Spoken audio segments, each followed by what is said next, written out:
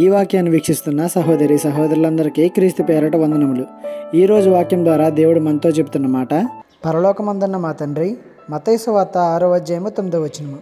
పరలోకమందున్న మా తండ్రి. ఇది పరలోక ప్రార్థనలో మొదటి మాట కదా. ఈ చిన్న వాక్యంలో ఏముంది, దీనిలో నుండి ఏం నేర్చుకోవాలి అని మనం అనుకోవచ్చు. బైబిల్ గ్రంథంలో ప్రతి చిన్న మాట మనకు ఏదో ఒకటి నేర్పిస్తుంది, మన మార్పుకు కారణమవుతుంది. ఇక్కడ పరమ తండ్రిని మా తండ్రి అని సంబోధిస్తున్నాం. అసలు మనకు ఆ అర్హత ఉందంటారా? వీళ్ళు మా వాళ్ళు, వాళ్ళు మా వాళ్ళు అని వేరే వారి గురించి చెప్పాలంటే మనకు వారితో సంబంధం ఉండాలి కదా. ఒక అనుబంధం ఇద్దరిని జతపరచాలి కదా. అప్పుడే మావారు నావారు అని అనగలుగుతాం. మరి ఇక్కడ పరమ తండ్రికి నీకు ఎలాంటి సంబంధం ఉంది? మీ ఇద్దరి అనుబంధం ఎలా ఉంది? ఎలాంటి సంబంధాన్ని దేవునితో కలిగి ఉన్నావు నువ్వు? ఒకసారి ఆలోచించు. అటు లోకంతో ఉంటూ నామకార్థంగా దేవునితో ఉంటూ నా తండ్రి నా నాన్న అని దేవుణ్ణి అనడం ఎంతవరకు కరెక్ట్ అంటారు? మీరే చెప్పండి. ఈ చిన్న సువార్త పరిచర్యలో మీ సహోదరులు. God bless you. ఆమేన్.